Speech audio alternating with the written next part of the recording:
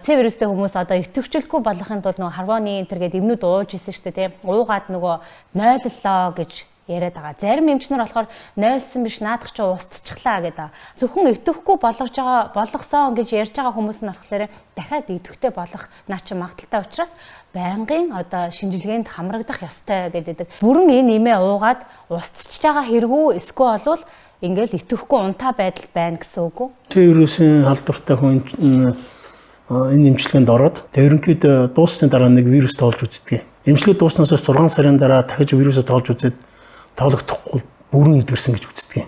Хэрвээ дахиад 6 сарын дараа тоолж үзээд вирусын тоо гарах юм бол энийг сэтэрсэн гэж үздэг. Ерөнхийдөө 6 сарын дараа вирус тоологдохгүй болсон үнийг бүрэн идэрсэн гэж үздэг. Гэхдээ бүрэн идэрсэн ч гэсэн тэр хүмүүс дахин шинээр халдвар авах магадлалтай.